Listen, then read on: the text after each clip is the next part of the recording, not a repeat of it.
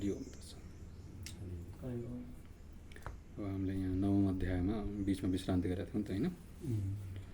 अब 11 श्लोकदेखि यहाँसम्म हामीले परमात्माको स्वरूप वर्णन गर्ने प्रक्रियामा आएका छौँ। अब यो 9औं अध्यायको नाम चाहिँ राजविद्या राजगुह्य नाम चाहिँ। और नाम पनि बडा विचित्रै छ नि त। अब राजविद्या यसको नाम छ, राजाहरूको विद्या अथवा अत्यन्त उत्कृष्ट विद्या। राजा शब्दको अर्थ उत्कृष्ट भन्ने अर्थ राजनीतिमा हैन, उत्कृष्ट नीतिलाई राजनीति भनिएको हो नि त खास चाहिँ।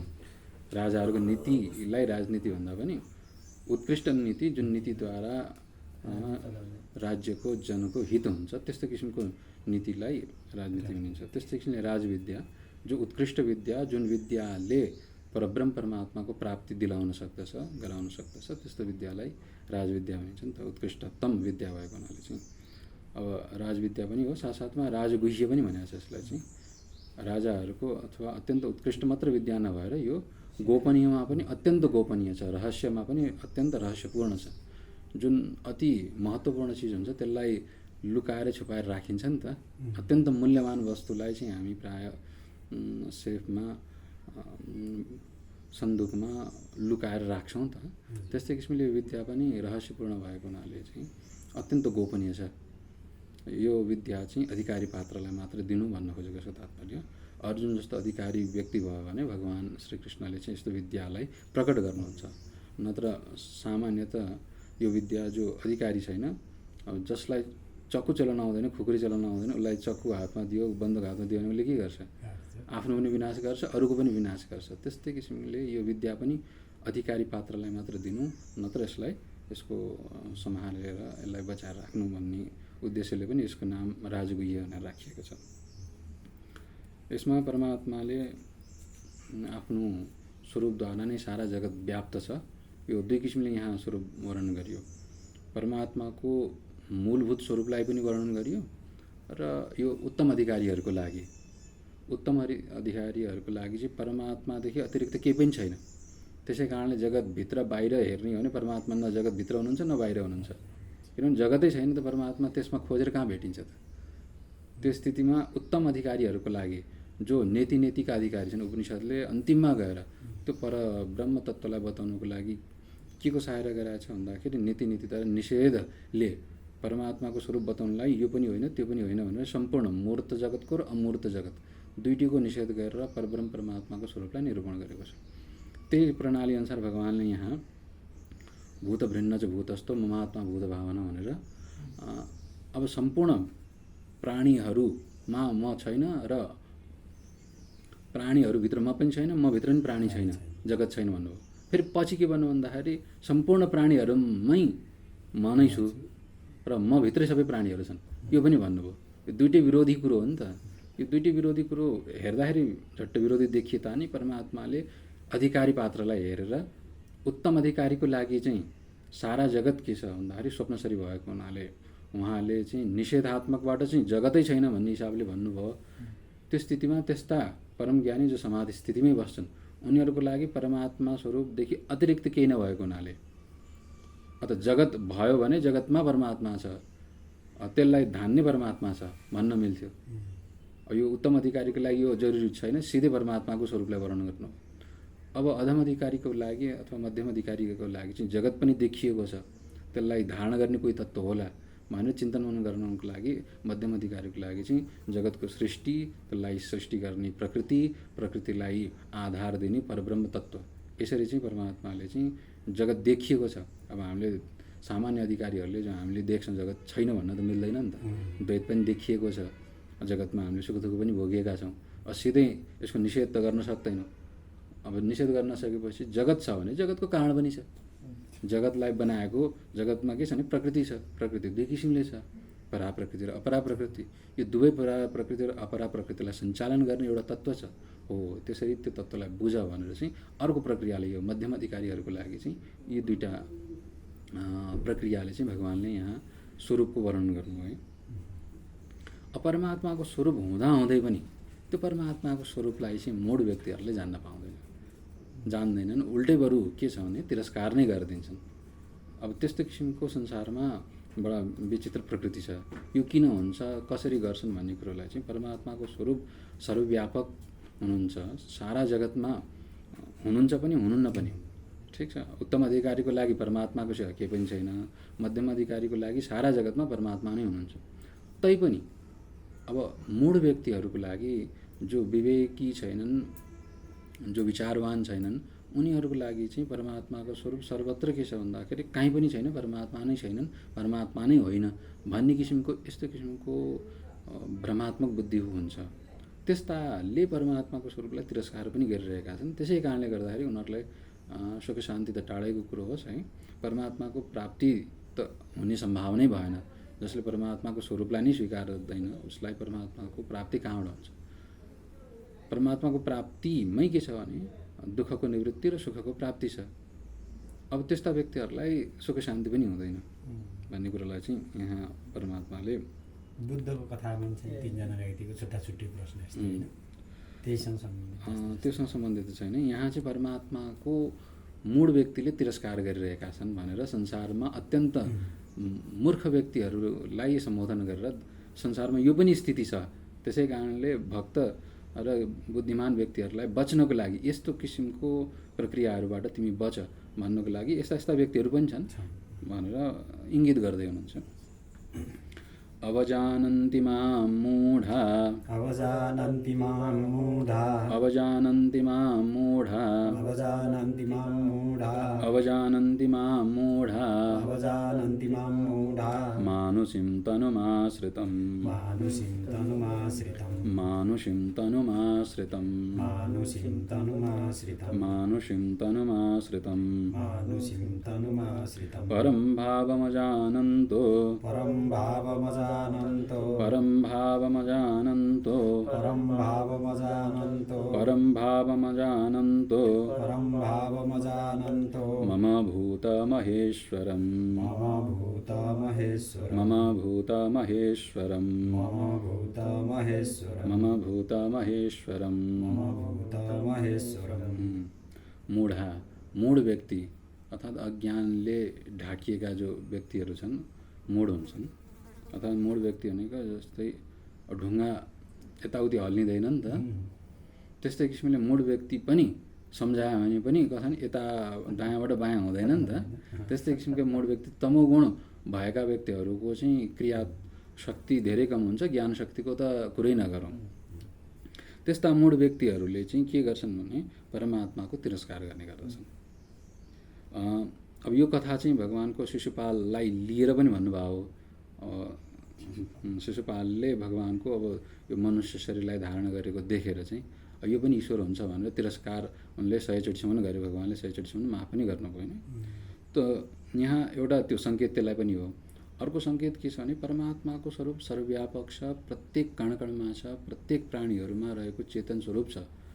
त्यो स्वरूपलाई, परमात्माको स्वरूपलाई नचिनेर के गर्छौँ भने अब यो चाहिँ कृष्णलाई चाहिँ आदिदैविकको हिसाबले हामीले बुझ्नुपर्छ, कृष्ण र शिशुपालको कथा। र अब अहिले वर्तमान कालमा त न कृष्ण हुनुहुन्छ न शिशुपाल छ, त कृष्णको तिरस्कार कसरी भइरहेको छ त, परमात्माको तिरस्कार कसरी भइरहेको छ, त्यसलाई कसरी बुझ्ने त? अहिलेको परिप्रेक्ष्यमा भन्नुपर्दाखेरि त्यसलाई चाहिँ हामीले आध्यात्मिक रूपबाट बुझ्यौँ भने सजिलो हुन्छ। भूतमहेश्वरम, सम्पूर्ण प्राणीहरूलाई शासन गर्ने अन्तर्यामी परमात्मा प्रत्येक प्राणीको हृदयमा निवास गर्नुभएको छ कि छैन? प्रत्येक प्राणीभित्र यो सही हो यो गलत हो भन्ने साक्षी बसेको छ कि छैन? जतिसुकै ठुलो चोर होस्,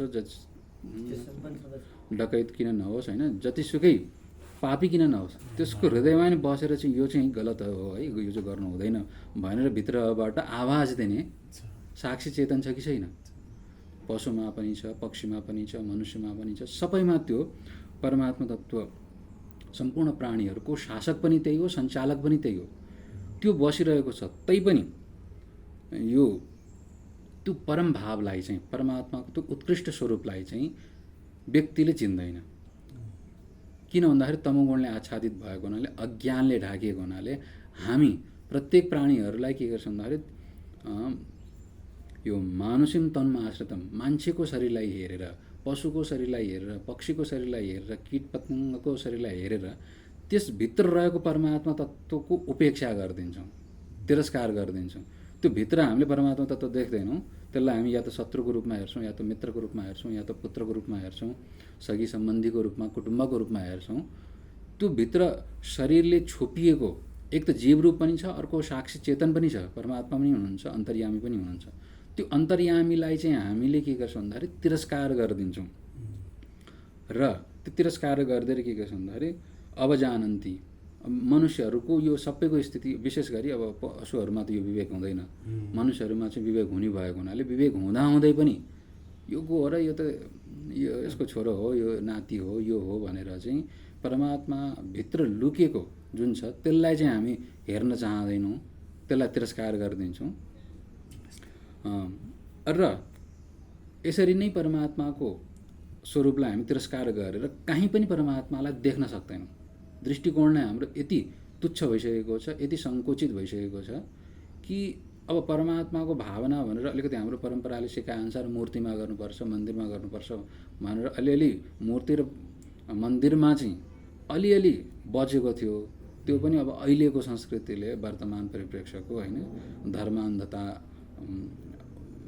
हुन्छ भन्ने डरले व्यक्तिले के भन्दाखेरि अब त्यो अलिकति सङ्कुचित दृष्टिलाई पनि सर्वथा मेटाइसकेको छ। अब मूर्तिमा मन्दिरमा ईश्वर हुन्छ भन्ने भावना पहिला मान्छेमा थियो, अब यो पनि बिस्तारै बिस्तारै हटाइसक्यो। भनेपछि परमात्माको दृष्टि जुन अलिकति सङ्कुचित भएर केवल मन्दिर र मूर्तिमा सीमित थियो, त्यो पनि अब नष्ट भइसकेको छ। अब यसरी चाहिँ परमात्माको परम भावलाई, यद्यपि परमात्मा मूर्तिमा मात्रै, मन्दिरमा मात्रै सीमित हुनुहुन्न, सर्वव्यापक हुनुहुन्छ, तर त्यो सर्वव्यापक परमात्मालाई हामीले के सर्वत्र देख्ने दृष्टि पायौँ त? तिरस्कारै गरेका छौँ। परमात्मा सर्वत्र रुख बिरुवा पशु पक्षी मनुष्य सबमा हुँदाहुँदै पनि हामीले ती सबको तिरस्कार गरेर परमात्माको दृष्टिलाई त अपनाएका छैनौँ नि त।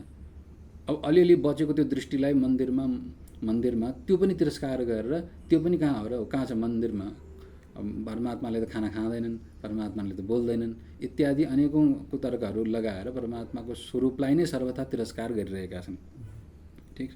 अब यसरी चाहिँ परमात्माको जब सर्वथा तिरस्कार गर्दछन्, मतलब जुन शक्तिले तिमी तिरस्कार गर्न सक्ने बनेका छौ त्यही शक्तिलाई नै तिरस्कार गरिसकेपछि उसका सारा क्रियाकलापहरू के हुन्छन् त भन्ने अब त्यसको फल बताउनुहुन्छ। यसरी चाहिँ परमात्माको सर्वथा जसले तिरस्कार गर्दछन्, परमात्मालाई जसले तुच्छ सम्झिन्छन्, तिरस्कार गर्छन्, होइन परमात्मा छँदै छैनन्, कहाँ छ देखा नि त ल भनेर अनेकौँ प्रकारका यसरी दुस्तर्क गर्नेहरू, अब जुन शक्तिलाई आश्रय लिएर परमात्माकोले तिरस्कार गर्न सकिरहेको छ त्यही शक्तिको उसले तिरस्कार गरिरहेको छ। त्यस्ताका व्यक्तिकोहरूको स्थिति के छ त भने परमात्माले अब तिनीहरूको दयनीय स्थितिलाई नै बताउँदै हुनुहुन्छ।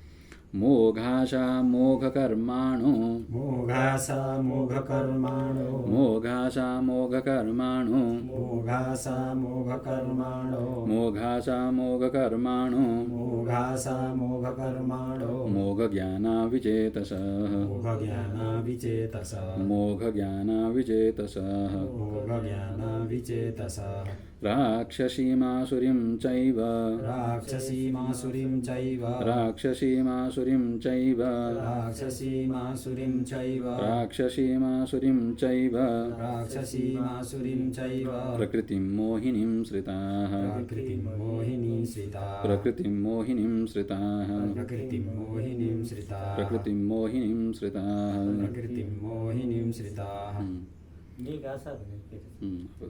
मोघ भनेको व्यर्थ, अमोघ सुन्नु होला नि, यो त अमोघ वचन छ नि, व्यर्थ नहुनेलाई अमोघ भनिन्छ, व्यर्थलाई चाहिँ मोघ भनिन्छ। अब यी व्यक्तिहरू जसले परमात्माको तिरस्कार गर्दछन् उनीहरूको स्थिति र तिरस्कार किन गरे यसको कारण पनि एकसाथ बताउँदै हुनुहुन्छ। अब यिनीहरूले राक्षसी र आसुरी प्रकृतिलाई धारण गरेका हुनाले यिनीहरूको यो स्थिति भयो। परमात्माको तिरस्कार किन गर्दछन् भने उनीहरूले यस्तो किसिमको प्रकृति स्वभावलाई अपनाएका छन् जुन स्वभाव आसुरी कोटिमा आउँछन्, जुन स्वभाव राक्षसी कोटिमा आउँछन्। त्यस्तो राक्षसी स्वभावलाई र आसुरी स्वभावलाई अपनाएका हुनाले चाहिँ यो प्रकृति के छ भने मोहिनी, सबलाई भ्रममा हालिदिने यो प्रकृति हो। आसुरी स्वभाव होस् चाहे राक्षसी स्वभाव होस्, यो दुइटै के छ भने मोहिनी, मोहमा हालिदिने, भ्रममा पारिदिने यो स्वभावहरू छन्। यो स्वभावमा टिकेका हुनाले, यो स्वभावलाई अपनाएका हुनाले उनीहरूको चित्त के छ भन्दाखेरि मरिसकेको छ, विचेत छ। यसको त चित्तै छैन, आत्मै नभएको मान्छे रहेछ, मनै नभएको मान्छे रहेछ, यसको त मनै मरिसक्यो भन्छन् नि त। त्यो चित्तै नभएको अर्थात् त्यसले विचार गर्न सक्ने क्षमता नै हराइसकेको छ। चित्त नहुनुको मतलब जसमा दया छैन, करुणा छैन, अत्यन्त क्रूर व्यक्तिलाई नै चित्तहीन मान्छे भनिन्छ नि त। मनै नभएको, करुणा नभएकोलाई चित्तहीन भनिन्छ। अब विचेत छ त्यस्ता व्यक्ति जसले आसुरी प्रकृति अपनाएका छन् र राक्षसी प्रकृति अपनाएका छन्, उनीहरू विचित्त हुन्छन्, चित्तरहित हुन्छन्। त्यसै कारणले गर्दाखेरि जहाँ करुणा छैन, दया छैन, सत्य छैन, दया धर्म छैन, त्यस्तो चित्त जो मरिसकेको छ, ढुङ्गा जस्तो जड भइसकेको छ, त्यस्ता चित्तहरूको जुन ज्ञान हुन्छ त्यो के छ भन्दाखेरि मोघ ज्ञान। उनीहरूले सोच विचार गर्ने क्षमतै नभएको हुनाले उनीहरूले जे जति ज्ञान पालेका छन् संसारमा, यसरी पैसा कमाउनुपर्छ, यति कक्षा पढ्नुपर्छ, यति पिएचडी गर्नुपर्छ, यो पढाइ गर्नुपर्छ, त्यो पढाइ गर्नुपर्छ होइन, त्यसपछि यो कमाइ गर्ने साधनको विद्या अपनाउनुपर्छ भनेर यस्ता किसिमका जति पनि ज्ञानहरू छन्, यी सारा ज्ञान के छन् व्यर्थै छन्। अन्तत उपलब्धि उनीहरूको केही पनि हुनेवाला छैन यी ज्ञानहरू। तर त्यो ज्ञान उनीहरूको व्यर्थै छन्। जब ज्ञान नै व्यर्थ छन् त त्यो ज्ञानलाई लिएर उनीहरूले गर्ने आशा पनि व्यर्थै छन्। मतलब यो पाउँला, यो गरौँला, यसो होला, उसो होला भनेर जति पनि आशाहरू बटोरेका छन् ती आशा पनि व्यर्थै छन्। र त्यो आशालाई लिएर, उद्देश्य लिएर जुन गर्ने कर्महरू छन्, चाहे मानसिक कर्म होस्, चाहे वाचिक कर्म होस्, चाहे शारीरिक कर्म नै नहोस्, यिनीहरूका ती कर्महरू पनि जहाँ अब परमात्माको तिरस्कार गरेर यसरी चाहिँ आसुरी प्रकृतिलाई र राक्षसी प्रकृतिलाई अपनाएर जहाँ कर्म गरिन्छ, अब त्यस्ता कर्महरू पनि व्यर्थै कर्म हुन्छन्। उनीहरूले गर्ने कर्म के छ भन्दाखेरि गाली गलौज बाहेक अरू मुखबाट केही निक्लिँदैन। अरूलाई लुट्ने, अरूलाई पिट्ने, अरूलाई हिंसा गर्ने यस्ता कर्म बाहेक उनीहरूको कर्म केही पनि हुँदैन। त्यसै कारणले उनीहरूले गरेका जति पनि कर्महरू छन् यी सबै व्यर्थै छन्। अरूलाई हिंसा गरेर, अरूलाई लुटेर, अरूलाई चाहिँ धोका दिएर गरिएका कर्महरूबाट प्राप्त हुने फल पनि के छ भन्दाखेरि वस्तु त व्यर्थै हुन्छ। अन्ततोगत्ता त्यसको परिणाम सुपरिणाम कतै हुँदैन। अब चोरीको धन 12 वर्ष चल्छ भन्ने एउटा प्रसिद्ध उखान छ नि त। त्यो भन्नुको तात्पर्य पनि के हो भने अब उसले गरेका जुन चोरीको कर्म भने व्यर्थ कर्म हो नि त। यस्तो व्यर्थ कर्मले तात्कालिक रूपमा उसलाई 1 वर्ष 2 वर्ष समाधान त देला, तर त्यसको के छ भने परिणाम, दुष्परिणाम नराम्रो उसले भोग्नै पर्छ। त्यसले दुःख दिन्छ। किनभने कर्म कहीँ जाँदैन। उसले भित्र बसेर त साक्षीले त हेरि नै रहेछ नि, भले उसले तिरस्कार गरिदियोस् भित्रको साक्षीलाई, त्यो परमात्मालाई उसले तिरस्कार गरिदिए पनि उसले चाहिँ तिरस्कार गरेको छैन। भित्र बसेको साक्षी चेतनले उसले हेरिरहेको छ। अब तैँले यो कर्म गरेको छस् भनेर होइन, उसले बिचबिचमा सङ्केत दिनै रहन्छ र त्यसको फल पनि उसले प्रदान गर्दछ।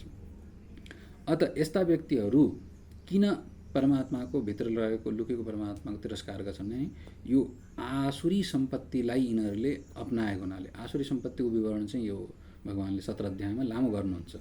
दैवासुर सम्पद विभाग भनेर 17 अध्यायमा दैवी सम्पत्ति के हुन् र आसुरी सम्पत्ति के हुन् भनेर यसको विस्तृत विवरण चाहिँ त्यहाँ आउँछ। अहिले फिलहाल चाहिँ राक्षसी र आसुरी यहाँ दुईवटा शब्दको प्रयोग गर्नुभएको छ। दुईटै तामसी प्रकृति हुन्। आसुरी, असुर केलाई भनिन्छ पहिला यसलाई बुझिराखौँ है। असुर भनेको चाहिँ जो इन्द्रियमा नै रमाइरहन्छ त्यसलाई असुर भनिन्छ। असु भनेको प्राण, असुसु रमन्ति ति असुर। असु प्राण, प्राण भन्नाले इन्द्रिय, सम्पूर्ण इन्द्रियहरूलाई उपनिषदहरूमा प्राण शब्दको प्रयोग गरिएको छ। र शरीरलाई पनि असु नै भनिन्छ। त्यो जो आफ्नो प्राण भरण पोषणमा मात्र लाग्दछ, इन्द्रियलाई परिपूर्ति गर्नमा मात्र लागेको छन्, त्यस्ता किसिमको शरीरलाई भरण पोषण गर्ने, शरीर मात्रै, शरीर जसरी भए पनि खानुपर्छ, मौज मस्ती गर्नुपर्छ, शरीर बाहेक अरू केही पनि नदेख्ने, इन्द्रिय तृप्ति बाहेक अरू केही पनि नहेर्ने, त्यस्ता किसिमका व्यक्तिहरूलाई के भनिन्छ? असुर भनिन्छ। अब त्यस्तो किसिमको व्यक्तिको जुन स्वभाव छ, अर्थात् शरीर तृप्तिका निमित्त, इन्द्रियको पूर्तिका निमित्त मात्रै लागिराख्ने त्यस्ता स्वभाव भएका व्यक्तिलाई आसुरी प्रकृति भनिन्छ। ठिक छ, यो आसुरी प्रकृति भयो। त यो भोगी, अत्यधिक भोगी प्रकृतिका यो व्यक्तिहरू छन्, यो आसुरी भयो। अर्को राक्षसी। रक्षा भनेको रक्षा गर्नेलाई रक्षा भन्छ खास चाहिँ होइन। जस्तै धनेको यो गाडेको धनहरू हुँदैनन् जमिनमा, त्यसलाई भूत प्रेतले रक्षा गरे हुन्छ भन्ने हामीले सुने होला नि त। त्यसमा चाहिँ अधिकार राक्षसहरूको हुन्छ। उनीहरूले के गर्छ भन्दाखेरि त्यहाँ गाडेको सम्पत्ति आफू पनि प्रयोग गर्दैनन्, अरूलाई पनि गर्न दिँदैनन्। त्यस्ता किसिमका लोभी जो प्रकृति भएका छन्, जो दान दिँदैनन् पटक्कै र स्वयं भोग पनि गर्दैनन्, थन्के गर्नेहरू यी राक्षसी प्रकृतिका हुन्। आसुरी प्रकृतिका चाहिँ आफै मात्रै खाउँ भन्ने आसुरी प्रकृतिका हुन्। आफू पनि नखाने, अर्कालाई पनि खान नदिने, ती चाहिँ फेरि राक्षसी प्रकृति भयो। मतलब समातेर मात्र राख्ने। ठिक छ, यी दुइटै तामसी हुन्। ठिक छ, यो दुइटै तामसी हुन्, यी राक्षसी प्रकृतिका र आसुरी प्रकृतिका। तो जति पनि के छ भने समातेर मात्र राख्ने, छोड्दै नछोड्ने, दारा किटेर राख्ने, त्यस्ता किसिमका आसुरी यो राक्षसी प्रकृति भएका आसुरी म मेरो मात्रै भनेर होइन, भोग विलासमा मात्रै चित्त रमाउने खालका त्यस्ता चाहिँ के छ भन्दाखेरि आसुरी प्रकृति। यी दुवै राक्षसी प्रकृति भएका र आसुरी प्रकृति भएका अरू के छ भन्दाखेरि ब्रह्मा हुन्छन्। मोहिनी प्रकृतिमा आश्रित यो दुई ब्रह्मात्मा। वस्तु त के छ भन्दाखेरि जतिसुकै समातेर राखे पनि त्यो के छ, अन्ततगत प्रकृतिको यस्तो स्वभाव छ, मायाको यस्तो स्वभाव छ, कुनै पनि वस्तु स्थायी छैन, छुट्छ, शरीर छुट्नेवाला छ, त्यो धन छुट्नेवाला छ।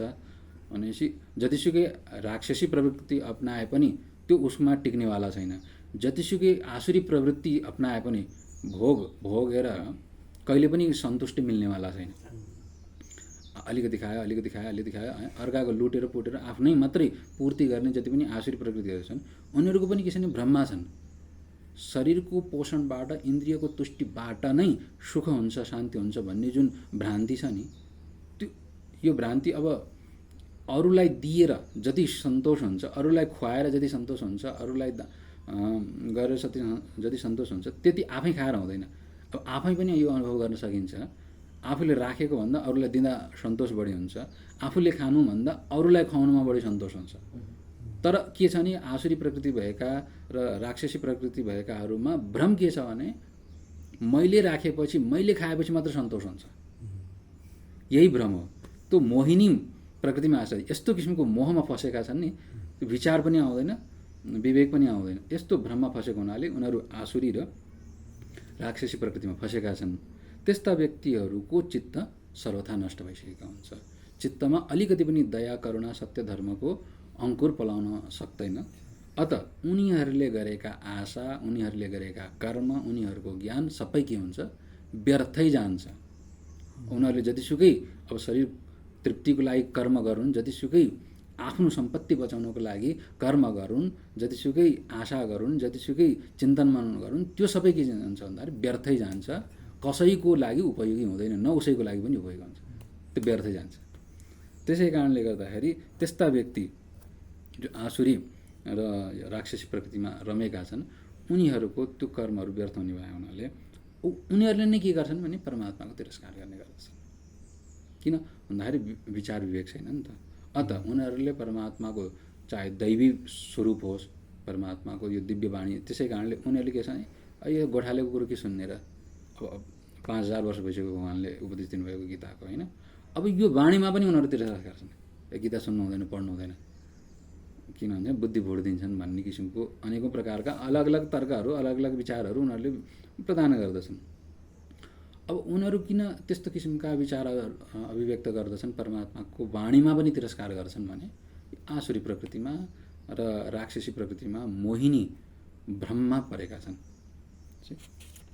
र त्यसबाट निस्किनको लागि चाहिँ के गर्नुहुन्छ भन्दाखेरि महात्माको शरणमै जानुपर्ने हुन्छ। एकतर्फ यो भयो, अर्कोतर्फ परमात्माको स्वरूपलाई चिन्तन मनन गरेर परमात्माकै प्राप्तमा लाग्ने अर्का महात्माहरू पनि छन्।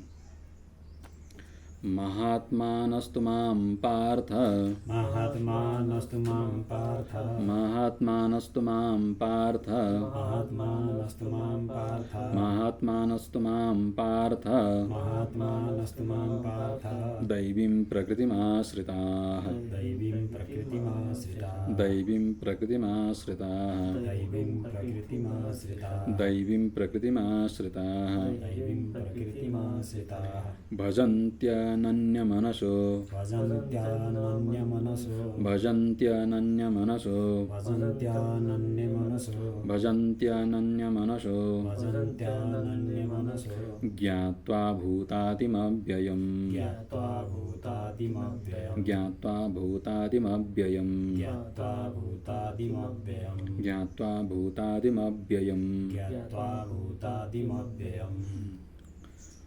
जो महात्माहरू छन् उनीहरू चाहिँ के गर्छन् भने महात्माको अर्थ जसको महान आत्मा छ, महान मतलब विशाल, आत्मा मतलब हृदय जसको छ, जसमा काम क्रोध लोभ ईर्ष्या छैन, अरूप्रति द्वेष बुद्धि जसको हुँदैन, उनीहरू नै विशाल हृदयका हुन्छ नि त। मेरो र तेरो भन्ने भाव जसको मेटिसकेको छ उनीहरू नै महात्मा हुन्छन्। विशाल कहिले भयो भन्दाखेरि म भन्ने जुन दायरा छ अहङ्कारले घेरेको, त्यो अहङ्कार नष्ट भइसकेपछि म भन्ने दायरा हट्छ र मेरो भन्ने भाव पनि हट्छ। सबै आफ्नो भन्ने मात्रै भाव रहन्छ नि त। अति विशाल हृदय भइसकेका, द्वेष हराइसकेका, द्वेषबाट मुक्त भइसकेका ती महात्मा कहलाइन्छन्। तिनीहरूले के गर्छन् हे पार्थ, हे अर्जुन, दैवीं प्रकृतिमा आश्रिता, उनीहरूले दैवी प्रकृतिलाई आश्रय गरेका हुन्छन्। दैवी प्रकृतिको अर्थ देवता सम्बन्धी प्रकृतिलाई दैवी प्रकृति भनिन्छ। देव के भन्दा जहाँ प्रकाश हुन्छ, जहाँ सत्वगुण हुन्छ, सत्वगुणको स्वभावलाई के हुन्छ दैवी प्रकृति भनिन्छ। जहाँ सत्य हुन्छ, दया हुन्छ, ब्रह्मचर्य हुन्छ, अहिंसा हुन्छ, धर्म हुन्छ, त्यसलाई के भनिन्छ दैवी प्रकृति भनिन्छ। करुणा हुन्छ। यस्तो दैवी प्रकृतिलाई आश्रय गरेका हुनाले चाहिँ, सत्यलाई आश्रय गरेको हुनाले, दयालाई आश्रय गरेको हुनाले, करुणालाई आश्रय गरेको हुनाले चाहिँ उनीहरू के छन् विशाल हृदयका भयो नि त। अब यो हृदय विशाल हुँदै गयो भने दैवी प्रकृति पनि बढ्दै जान्छ। दैवी प्रकृतिको अभ्यास गर्दै गयो भने हृदय विशाल हुँदै जान्छ। यो एक आपसमा जोडिएको छ। ठिक छ, एक आपसमै अभ्यास गर्नुपर्ने हुन्छ। अब महात्मा बनेर दैवी प्रकृतिलाई लिने कि दैवी प्रकृतिलाई लिएर महात्मा बन्ने भन्दाखेरि जहाँबाट हुनसक्छ त्यही सम्भव कुरो गरिहाल्ने। ठिक छ, अब यसमा फस्यो भने फेरि विवादमा फसिन्छ, न महात्मा बनिन्छ न दैवी प्रकृतिलाई नै आश्रय गर्न सकिन्छ। त्यसै कारणले हृदय विशाल बनाउन सकिन्छ भने विशाल बनाउँदै जाने, दया करुणालाई अपनाउन सकिन्छ भने त्यसलाई अपनाउँदै जाने, जहाँ जसको योग्यता क्षमता छ त्यसैको अभ्यास गर्दै जाने। त्यस्ता महात्माहरू जसले चाहिँ दैवी प्रकृतिलाई आश्रय गरेका छन् उनीहरूले भजन्ति अनन्य मनसो ज्ञात्वा भूतादिमव्ययम्, सम्पूर्ण जगतको आदि कारण जो परब्रह्म परमात्मा हुनुहुन्छ, जो अव्यय स्वरूप हुनुहुन्छ, अविनाशी हुन्छ, अविनाशीद्वारा नै यो सारा जगत विनाशी उत्पन्न भएको छ नि त। यो कुरोलाई उहाँहरूले जान्नुहुन्छ। दैवी प्रकृतिलाई आश्रय गरिसकेपछि जहाँ सत्वगुण हुन्छ, जहाँ प्रकाश हुन्छ, त्यहाँ के हुन्छ भन्दाखेरि द्वेष हुँदैन, विचार आउँछ। सत्वगुणलाई आश्रय गरिसकेपछि व्यक्ति द्वेषमा जाँदैन, झगडामा जाँदैन, समाधानमा जान्छ नि त। असमाधानमा प्रकाश फैलिँदै जान्छ, बुद्धि शान्त हुँदै जान्छ, एकाग्र हुँदै जान्छ र उसले मूल तत्त्वलाई खोज्दै जान्छ। यो जगत कसरी बन्यो, विनाशी जगत कहाँबाट आयो भन्ने जब विचार उदित हुँदै जान्छ तब के हुन्छ परमात्माको त्यो अविनाशी स्वरूप जो जगतको कारण पनि हुनुहुन्छ त्यसलाई उसले बुझ्दछ। पहिला परोक्ष रूपमा बुझिसकेपछि चिन्तन मनन गर्न थालिसकेपछि उसले सबै ठाउँमा के देख्न थाल्दछ भन्दाखेरि परमात्माको स्वरूपलाई देख्न थाल्दछ। जो मूढ व्यक्तिले परमात्माको तिरस्कार सर्वत्र गरेको थियो अब सत्वगुणलाई आश्रय गरेको हुनाले सर्वत्र परमात्माको उसले आराधना चिन्तन गर्न थाल्दछ। ठिक विपरीत हुन्छ यसको स्वभाव। जो मूढले तिरस्कार गरिरहेको थियो अब महात्मा बनिसकेपछि, दैवी प्रकृतिलाई अपनाइसकेपछि अब सर्वत्र के गर्न थाल्छ, उसले परमात्माको पूजा गर्न थाल्दछ, स्वीकार गर्न थाल्छ। परमात्माको पूजा फूलपाती अक्षता लिएर यहाँ तत्त्वज्ञानीको पूजा होइन। तत्त्वज्ञानीको यहाँ चिन्तन मननको पूजा अर्थात् प्रत्येक कर्णमा ईश्वरको जुन स्वीकार, यहाँ पनि ईश्वर रहेछ, ओहो अहिलेसम्म मैले देखाएको थिइनँ, यो पापीमा पनि ईश्वर रहेछ, यो धर्मात्मामा पनि ईश्वर रहेछ, यो पशुमा पनि ईश्वर रहेछ, यो पक्षीमा पनि ईश्वर रहेछ। त्यो परमात्माको स्वरूपको चिन्तन गर्न थालेपछि उसले प्रत्येक वस्तुमा, प्रत्येक कर्णमा जब ईश्वरको स्वीकृति गर्दछ, स्वीकार गर्दछ, तब के हुन्छ भन्दाखेरि ऊ महात्मा हुन्छ। यसरी चाहिँ अनन्य मनसो भजन्ति, अब बिस्तारै बिस्तारै पहिला चाहिँ अन्य भावद्वारा भेद बुद्धिद्वारा परमात्माको चिन्तन गर्दछ। अब बिस्तारै बिस्तारै के गर्छ भने भेद बुद्धिको चिन्तन मेटिँदै गएपछि अभेद बुद्धिद्वारा अनन्य भावद्वारा सर्वत्र परमात्मा भइसकेपछि त्यो परमात्माको त्यो विशालतालाई देखिसकेपछि उसले आफ्नो सत्तालाई दबाएर हराएर परमात्माको सत्तालाई मात्र उसले स्वीकार गर्दछ। अनन्य भावद्वारा अर्थात् आफ्नो अहन्तालाई समाप्त पारेर परमात्माको जो पराहन्ता भन्छ त्यसलाई होइन, परमात्माको त्यो विशाल स्वरूपलाई चाहिँ देखेर अब उसले परमात्माको भजन गर्न थाल्दछ। अब उसको भजन भनेको चाहिँ परमात्मा मात्रै छ, अरू केही पनि छैन भन्ने यो भाव, यो परमात्माको यो अनन्य भावद्वारा भजन गर्छ। यो अहङ्ग्र उपासना भनिन्छ है। यो उपासना दुई किसिमको हुन्छ। यसलाई अर्को श्लोकमा यसलाई 15 श्लोकमा भनौँला है त, यो दुई प्रकारको उपासना हुन्छ। यसरी चाहिँ अब यो उपासनाको द्वैविध्यलाई प्रकट गर्नको लागि भगवान्ले यहाँ अगाडि भन्दै हुनुहुन्छ। परमात्माको उपासना दुई किसिमले हुन्छ। एउटा प्रतीकको उपासना हुन्छ, एउटा अहङ्ग्र उपासना हुन्छ। परमात्मालाई चिन्तन गर्ने दुई तरिका छन्, धेरै तरिकाहरू छन्, तर सामान्य त्यसलाई समग्र रूपमा भन्नुपर्दाखेरि चाहिँ दुई किसिमले परमात्माको उपासना गर्न सकिन्छ। एउटा प्रतीकको माध्यमद्वारा उपासना गर्न सकिन्छ, एउटा अहङ्ग्र उपासना गर्न सकिन्छ। अहङ्ग्र उपासना भनेर ठिक छ। अब यसको स्वरूप के हो, भेद के छ भनेर अब यो 15 श्लोकमा यसलाई विस्तारमा बताउँला है। अब परमात्माको उपासनाको प्रक्रिया कस्तो हुन्छ त प्राथमिक स्थितिमा, त्यसको लागि चाहिँ बताउँदै हुनुहुन्छ।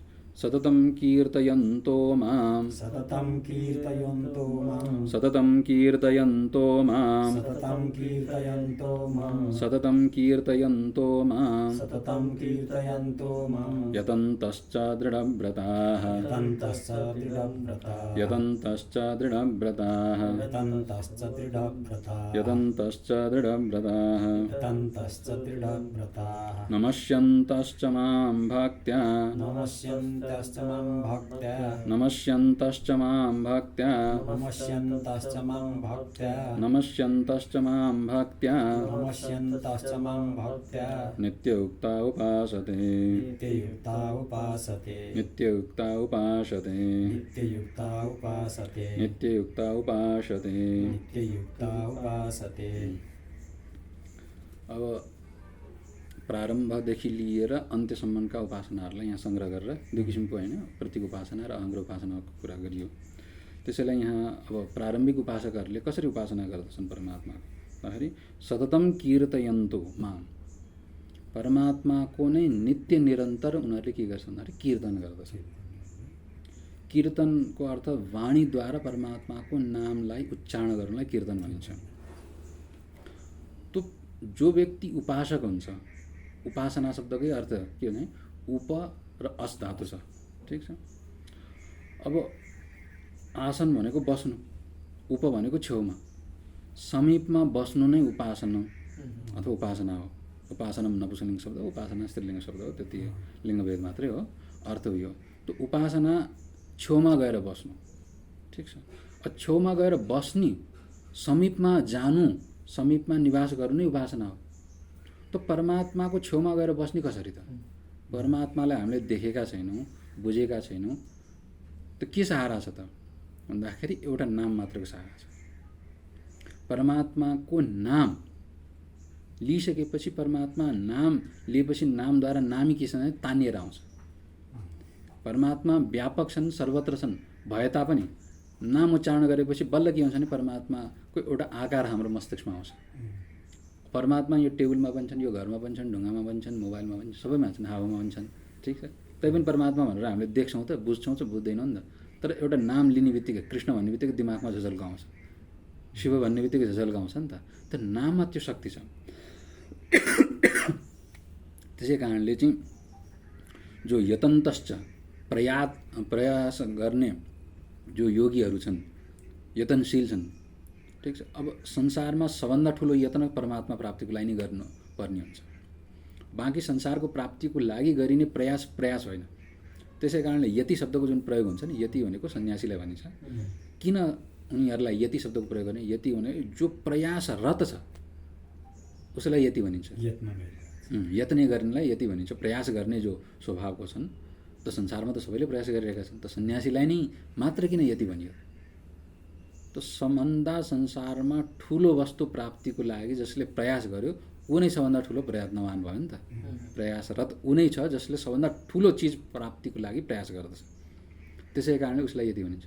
त परमात्माको प्राप्तिको लागि जो प्रयास गरेका छन् त्यसैको लागि यहाँ यतन्तः, जो यसरी चाहिँ नित्य निरन्तर प्रयासरत छन्, यतनशील छन्, त्यस्ता व्यक्तिहरू के हुन्छ भने दृढव्रताः, अत्यन्त बलियो व्रत लिएर बसेका छन्, दृढ व्रत छन्। अब यसको लागि चाहिँ एउटा हाम्रो एकजना स्वामीले के भन्नुहुन्थ्यो भने दृढ व्रत मतलब जसको सङ्कल्प दृढ छ, परमात्माको भजन गर्नको लागि चाहिँ दृढ निश्चय भएर नै पर्ने हुन्छ। जसको निश्चय छैन दृढ, संशयात्मा विनश्यति भगवानले भनेको छ, जसको मन डामाडोल भइरहन्छ, कहिले यता कहिले उता, कहिले राम जप्ने, कहिले कृष्ण जप्ने, कहिले हनुमान जप्ने, कहिले यो गुरु कहाँ, कहिले त्यो गुरु कहाँ, कहिले श्वासमा ध्यान गर्ने, कहिले आज्ञा चक्रमा ध्यान गर्ने, कहिले कुण्डलिनी ध्यान गर्ने। अब यस्ता किसिमका अनिश्चय भएकाहरूले कहिले पनि परमात्माको भजन गर्न सक्दैनन्।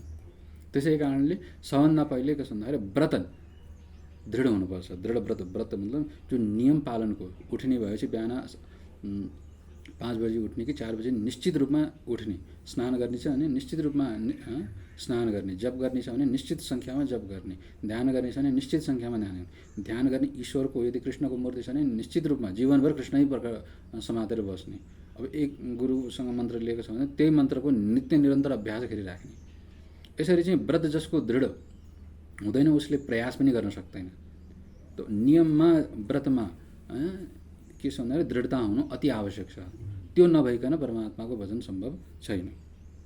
यसरी चाहिँ जो परमात्माका भजनमा लागेका हुन्छन्, किनभने अब यो व्रतको परिपालना गर्नु सजिलो छैन। त्यसै कारणले नित्य निरन्तर एउटै तत्त्वलाई समातेर, एउटै मन्त्रलाई, एउटै गुरुलाई, एउटै ईश्वरलाई, इष्टदेवलाई समातेर नित्य निरन्तर एकै प्रकारले ठिकै जीवनभर प्रयास गर्नु अब यो सजिलो काम त छैन नि त। त्यसै कारणले यतन्तस्य नित्य निरन्तर प्रयासरत भएका त्यस्ता, अब कति कति योगीहरूको त एक जन्म होइन, 2 जन्म होइन, जन्मौँ जन्म बित्छ। बुद्ध भगवानकै कयौँ 1000औँ जन्म बित्यो, 24औँ जन्म बित्यो भनेर उहाँले आफ्नै कथा सुनाउनु भएको छ होइन। त बुद्ध भगवानको त्यस्तै किसिमको यो जीवको पनि यो स्थिति छ। एक जन्मको प्रयासद्वारा चाहिँ यो हजारौँ लाखौँ जन्मद्वारा गरिएको जुन चित्तको संस्कार मेटाउन सकिँदैन नि त। त्यसको लागि पनि अनेकौँ जन्मसम्म नित्य निरन्तर दृढतापूर्वक प्रयास लागिरहनु पर्ने हुन्छ। यसरी चाहिँ दृढ व्रत भएर व्रतमा निश्चित लागिसकेपछि मनमा सङ्कल्प जसको दृढ छ, त्यसैको लागि अब हाम्रो मनमा सङ्कल्प दृढ गराउनुको लागि तन्मय मनास्यो सङ्कल्पमस्तु मन्त्रको जप, ईश्वरसँग प्रार्थना, सत्सङ्ग, गुरुभक्ति, सेवा इत्यादि गर्नुको पनि पछाडितिर कारण के छ भने मनमा दृढता आओस् भनेर नै यी चिजहरू हामीले अभ्यास गर्दछौँ। यसरी चाहिँ मन्त्रमा, गुरुमा, शास्त्रमा दृढता राखेर, निश्चय राखेर, अटलता राखेर यो सत्य हो, यसमा लागिसकेपछि जरुर प्राप्त हुन्छ भनेर त्यसैमा दृढता राखेर प्रयास गर्ने र परमात्माको नित्य निरन्तर जो कीर्तन गर्नमा लागेको छ। अब कीर्तनको तात्पर्य के छ भन्दाखेरि सांसारिक कीर्तनबाट जोगाउनको लागि परमात्माको कीर्तन गर्नु अति आवश्यक छ। अन्यथा के हुन्छ भने हाम्रो चित्त बाहिर सामाजिक घटनाहरूलाई लिएर ऊ यस्तो छ, उसले यसो गर्यो, उसले त्यसो गर्यो, यसले यसो गर्नुपर्ने, उसले यसो गर्नुपर्ने भन्ने चिन्तन नै निरन्तर भइरहन्छ। अब के हुन्छ भन्दाखेरि वाणीले जो बोलिरहन्छ मस्तिष्कले त्यही चिन्तन गर्दछ, मस्तिष्कले जे चिन्तन गर्दछ वाणीले त्यही बोल्न बाध्य हुन्छ। त्यो भए हुनाले चाहिँ अब मस्तिष्कमा, मनमा सिधै कन्ट्रोल गर्न त त्यति दृढता छैन, क्षमता एकैचोटि विकास हुँदैन। त्यसको लागि के गर्नु छ भने वाणीलाई कमसेकम त कन्ट्रोल गर्न सकिन्छ नि त। म यो बोल्दिनँ भनेपछि नबोलिकन त बस्न सकिन्छ नि त। यो सोच्दिनँ भन्यो भने बुद्धिले बरु त्यही नै सोच्छ। बुद्धिको सोचलाई, बुद्धिको चिन्तन मननलाई बदलिन समय लाग्छ। तर वाणीलाई परिवर्तन गराउनको लागि यदि आफ्नो दृढता छ भने वाणीलाई परिवर्तन गर्छ। म यो बोल्दिनँ भने चाहिँ बोल्दिनँ भनेर लगाएपछि 1 दिन, 2 दिन, 3 दिनमा बिस्तारै बिस्तारै के छ भने वाणीले त्यो प्रक्रिया छोडिदिन्छ र परमात्माको चिन्तन जुन चिज हामीले ध्यान गरिरहेका छौँ, जुन चिजको हामीले अध्ययन गरिरहेका छौँ, जुन चिजलाई हामीले चिन्तन मनन गरिरहेका छौँ परमात्माको बारेमा, त्यसैको बारेमा बोल्ने, परमात्माको यस्तो किसिमको स्वरूप छ, परमात्माको प्राप्ति किन भएन, कसरी हुन्छ र परमात्माको यो नाम हो, यसरी चाहिँ कीर्तन गरिरहनुपर्छ भनेर चाहिँ बारम्बार जब हामीले वाणीद्वारा परमात्माको कीर्तन गर्दछौँ तब के छ भने मस्तिष्कमा नै त्यसको छाप बिस्तारै बढ्दै जान्छ। मस्तिष्कमा त्यो परमात्माको छाप बढ्दै गएपछि वाणीले, शरीरले पनि त्यही क्रियाकलाप गर्न थाल्दछ। यसरी चाहिँ नमस्यन्तश्च माम भक्त, त्यस्तै किसिमले अब यो अर्चना वन्दना भक्ति, यो नवविधा भक्ति बताइएको छ नि, त्यसैलाई नै सङ्केत गर्दै यहाँ भगवान्ले के भन्नुहुन्छ भन्दाखेरि कीर्तन भयो, त्यस्तै किसिमले नमस्यन्तश्च। हामी जो हाम्रो नेपालमा संस्कृति अब यता पूर्वीको संस्कृति नमस्कार गर्छौँ छन्, त आखिर हामीले नमस्कार कि अगाडिको व्यक्तिलाई गरेका हौँ त, कि शरीरको पुतलालाई नमस्कार गरेका हौँ त, कि अहङ्कारको पुञ्जलाई नमस्कार गरेका हौँ त, कि त स्थूल शरीरलाई नमस्कार गरेको, कि सूक्ष्म शरीरलाई नमस्कार गरेको, कि कारण शरीरलाई नमस्कार गरेको, कि त्यो जीवात्मालाई नमस्कार गरेको। वास्तवमा त्यो नमस्कार गर्ने योग्य न स्थूल शरीर छ, न सूक्ष्म शरीर छ, न कारण शरीर छ, न जीव नै छ। आखिर नमन श्रेष्ठलाई हुन्छ, शरीर कुहिएर जान्छ, इन्द्रियहरूमा राग द्वेष भरिएको छ, जीवात्मा अहङ्कारको पुतला छ। त्यो स्थितिमा के यिनीहरू नमनीय छन् त, प्रणम्य छन् त? छैनन् नि त। तैपनि हामी नमस्कार केलाई गर्छौँ भन्दाखेरि त्यो भित्र रहेको अन्तर्यामी परमात्माले यसलाई सञ्चालन गरेको छ, जीवलाई चेतना दिएको छ, इन्द्रियलाई शक्ति दिएको छ, शरीरलाई क्रिया दिएको छ। यसरी चाहिँ शरीर इन्द्रिय मन बुद्धिलाई सञ्चालन गर्ने शक्ति परमात्माले दिएको हुनाले त्यो परमात्मा त्यसमा निवास गरेको छ, त्यसैलाई नमन गर्ने, त्यो परमात्माको प्राप्ति मलाई पनि होस् भनेर नमस्कार। यो भावले नै के छ भन्दाखेरि दुई हात जोडेर हामी प्रत्येकलाई नमन गर्छौँ त, नमस्कार नमस्कार भन्छौँ नि त, नमस्कार भनौँ, प्रणाम भनौँ है। अब त्यो परमात्मालाई दृष्टिकोण गरेर नमस्कार गर्ने हो।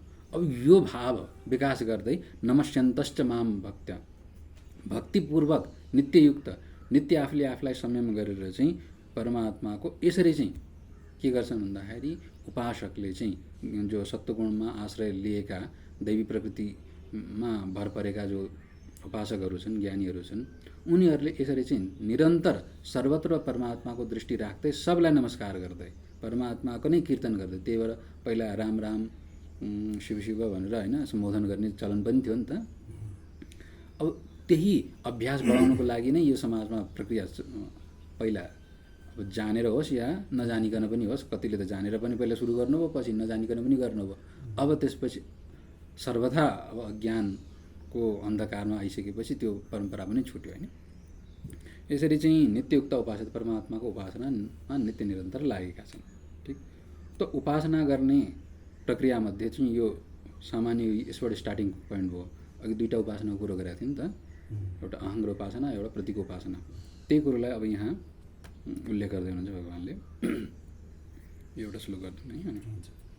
ज्ञानयज्ञेन चाप्यन्ये, ज्ञानयज्ञेन चाप्यन्ये, ज्ञानयज्ञेन चाप्यन्ये, ज्ञानयज्ञेन चाप्यन्ये, ज्ञानयज्ञेन चाप्यन्ये, ज्ञानयज्ञेन चाप्यन्ये, यजन्तो मामुपासते, यजन्तो मामुपासते, यजन्तो मामुपासते, यजन्तो मामुपासते, यजन्तो मामुपासते, यजन्तो मामुपासते, एकत्वेन पृथक्त्वेन, एकत्वेन पृथक्त्वेन, एकत्वेन पृथक्त्वेन, एकत्वेन पृथक्त्वेन, बहुधा विश्वतो मुखम्, बहुधा विश्वतो मुखम्, बहुधा विश्वतो मुखम्, बहुधा विश्वतो मुखम्, बहुधा विश्वतो मुखम्, बहुधा विश्वतो मुखम्।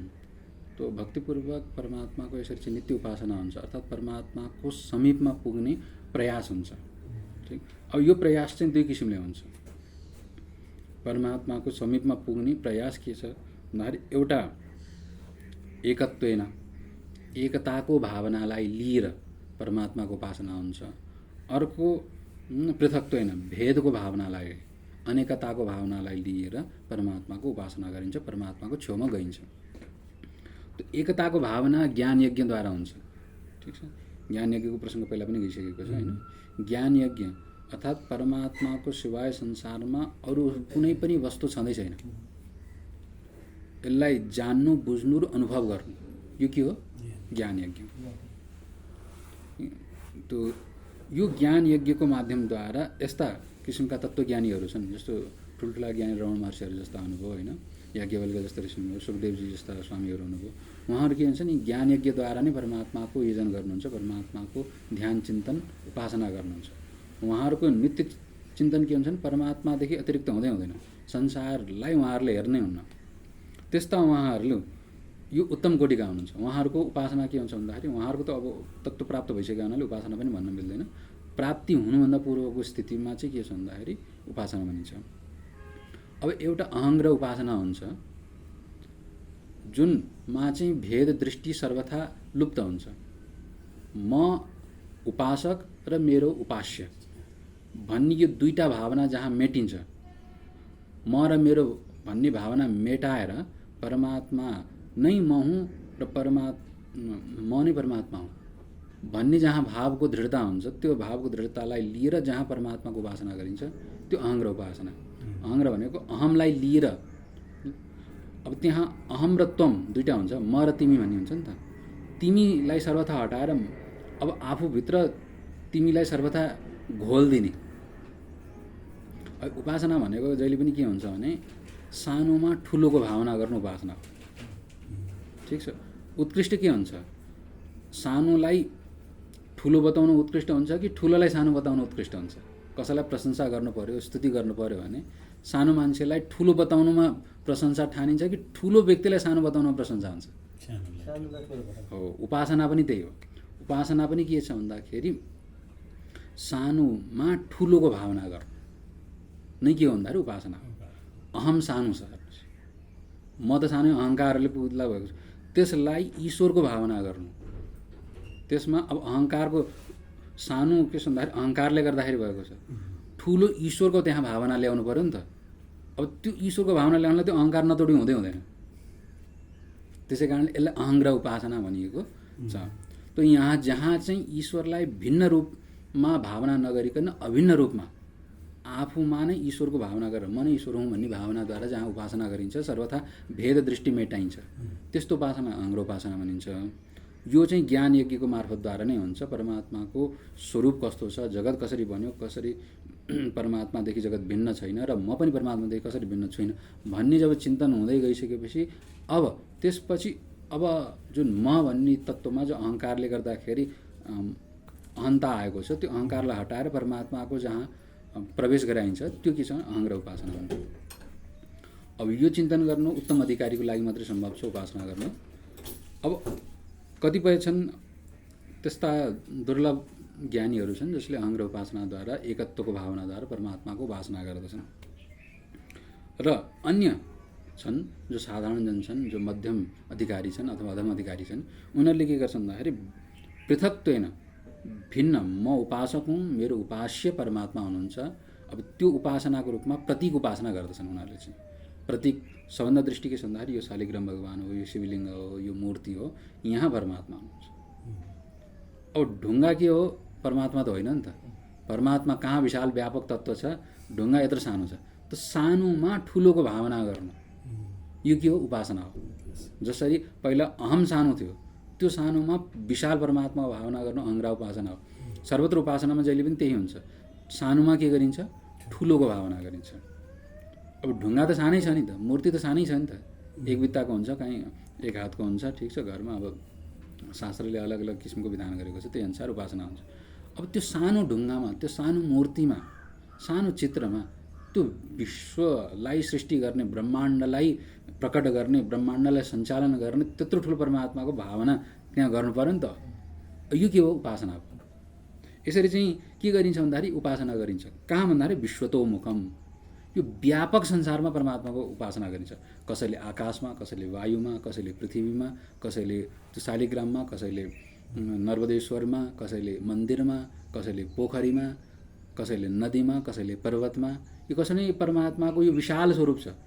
तो त्यहाँ विशाल स्वरूपमा म भिन्नै छु, यो सारा संसारलाई सञ्चालन गर्ने परमात्मा छुट्टै हुनुहुन्छ र त्यो परमात्मा यहाँ अगाडि यो मूर्तिमा प्रतिष्ठित हुनुहुन्छ, यो नदीमा प्रतिष्ठित हुनुहुन्छ, यो वायुमा प्रतिष्ठित हुनुहुन्छ, यो आकाशमा प्रतिष्ठित हुनुहुन्छ, अथवा यो विशाल ब्रह्माण्डमा प्रतिष्ठित हुनुहुन्छ भनेर यो प्रतीकको रूपमा कुनै एउटा आश्रयलाई, कुनै चित्रलाई, कुनै मूर्तिलाई लिएर त्यसमा विशाल परमात्माको जगतको सृष्टि स्थिति संहार गर्ने र त्योभन्दा पर पनि रहेको तत्त्वलाई चाहिँ चिन्तन मनन गर्नु, यो के हो, प्रतीक उपासना। ठिक। त्यो पृथक होइन, यो चाहिँ किन भेद बुद्धिद्वारा नै हुन्छ।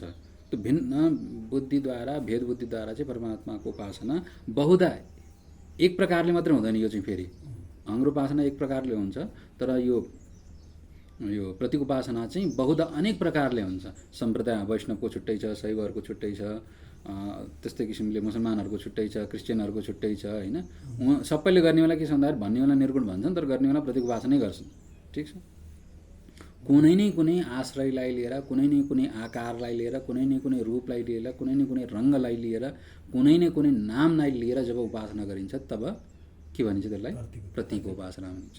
यसरी चाहिँ विश्वतोमुखम सारा व्यापक विशाल परमात्मालाई चाहिँ अनेक रूपमा उपासना गर्दछन्। ठिक छ। यो अब कहाँ कहाँ के उपासना गर्दछन् भनेर सङ्केत मात्रै अब अगाडिको परमात्माले श्लोकमा गर्नुहुन्छ। ठिक छ। परमात्माको स्वरूप सर्वत्र छ, त्यही सर्वत्र परमात्माको दृष्टि कसैले सर्वत्र गर्छन्, कसैले एक अंशमा गर्छन्, कसैले दुई अंशमा गर्छन्। त्यो उपासना चाहिँ उपासकमा भर पर्ने कुराहरू भयो। यसलाई चाहिँ भोलि गरौँ। हरि ओम तत्सत्। ओम शान्ति शान्ति।